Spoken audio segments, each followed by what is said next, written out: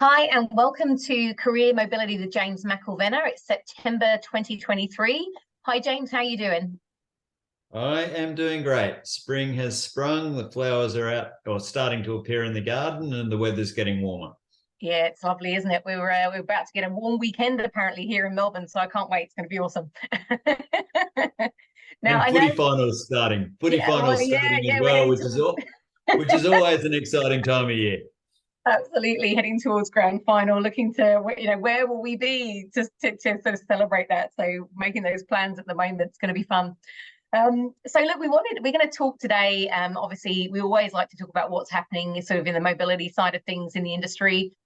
We we're seeing that the wheels are turning slowly at the moment, aren't they, James, in the job market? So we want to talk a little bit to that because there are reasons for this, and I know you've been speaking to a lot of your contacts in that sort of talent acquisition space. So I'd love to get your insights on that and share what's happening at the moment. Yeah, look, absolutely. So, one thing we've seen right throughout this year is an increase in restructuring activity. And so we've watched the number of referrals coming through to us uh, start on a much higher mark than the previous 3 years from February. And that trend has continued right throughout the year. So logically, for a lot of businesses, when they're actually doing more restructuring for whatever reason, they're doing less hiring, right? The hiring drops and the people exiting the organization are increasing. So that links through to two really critical things.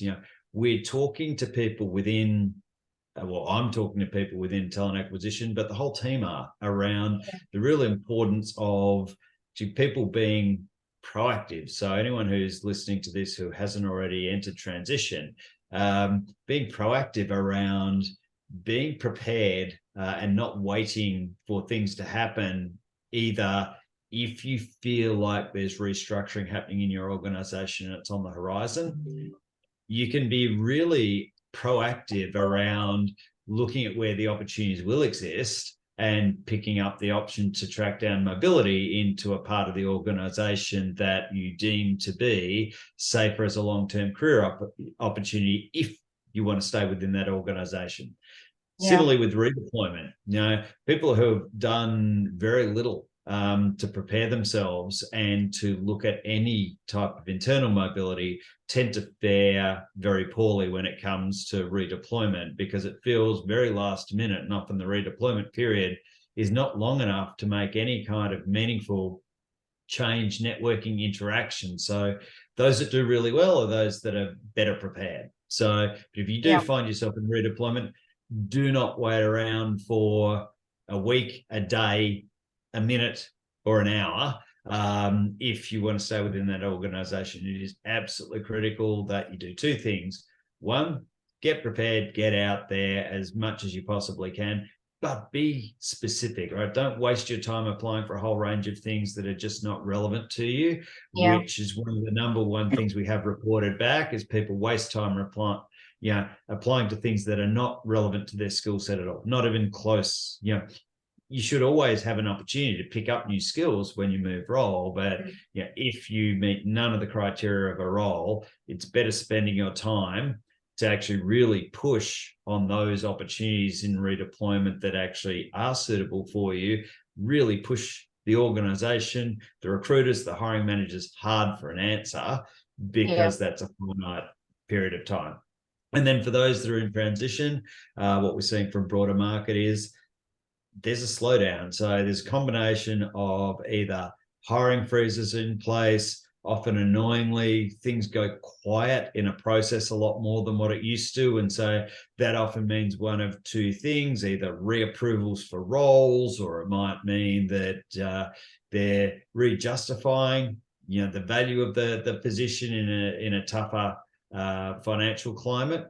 yeah, Or in some instances, there's just flat out recruitment freezes within organizations. So there's only by exception roles being replaced or recruited into an organization. That's all led to a slowdown. That being said, slowdown does not mean there's no jobs out there. There are still plenty of absolutely. jobs out there. What it means is compared to, and it's been a pretty uncommon prior 3 years with the number of roles and the level of choice people have. So for those that have been around and in and around talent acquisition as long as I have, this is no worse than some of the markets that I've seen in the past. And there are absolutely still roles out there. And in particular, there are roles in critical talent segments. You just need to approach them a little bit differently than what has been the case for the last few years to be successful. Yeah, absolutely. So true. In fact, one of the things, that we obviously suggest in this vein is, keep yourself educated about what's happening. And we know, we definitely, we see that as our role to help anybody that's in transition to be having their finger on the pulse of what's happening. One of the things we've actually got coming up, James, for everybody to take part in is a number of what we call spotlight events.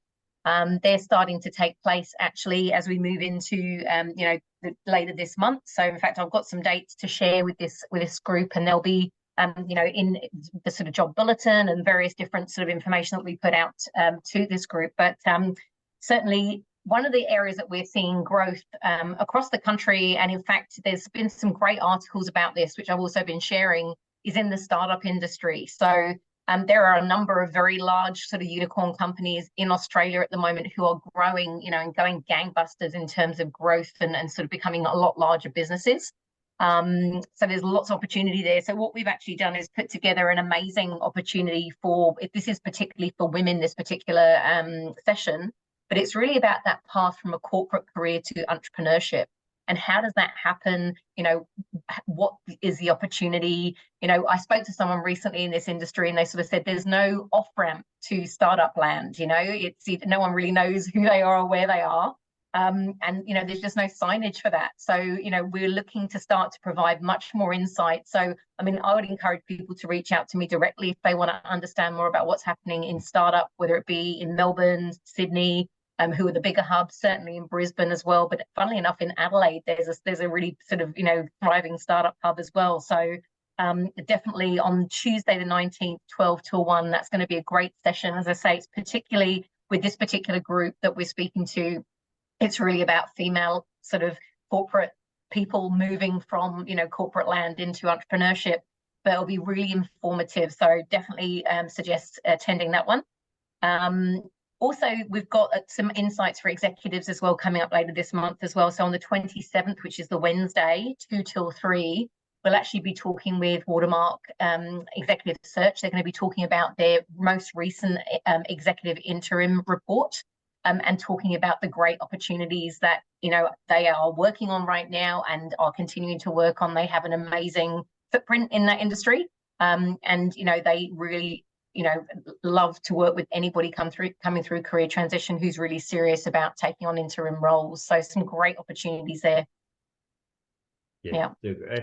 Well, makes perfect. And one thing both things are really important, but just to your first point, I did attend an AmCham luncheon relatively recently, right, where they had Ed Cusick talking about the level of investment that both state and federal governments are looking to do in partnership to really drive this concept of more startups, particularly when it comes to trying to look at Australia getting more progressive when it comes to the value chain and really try and rebuild an industry, not in just manufacturing, but in advanced manufacturing and taking more control. And so that's why Adelaide is at the forefront of some of this stuff, because their state government's been quite progressive in regards to looking at advanced manufacturing, but also looking at some of the traditional skill sets that exist within the state and their capability to be able to do that. My point was going to be getting along to those events, like making sure you educate yourself when it comes to startup and even scale up land is absolutely critical, because it is a massive and significant fundamental shift from working in a large corporate. Even just understanding the differentials between what you'll experience in a startup and what type of culture there is in a startup, what kind of opportunity exists in a startup versus joining a scale up. And for those that are interested, but you'll find out more if you attend the event, startup is generally within its first year and a half, 2 years of operations. Scale up, if they're on track, is normally from about 2 to 4 years where they're actually really starting to scale the business, and they've gone beyond the sort of proof of concept to they've now secured capital and they can really start scaling. But understanding what that means for you will allow you to make an informed decision and avoid wasting potentially a huge amount of time, or even worse, not doing the research, accepting something and then having buyer's remorse because you haven't really understood the differential between that and a standard corporate role.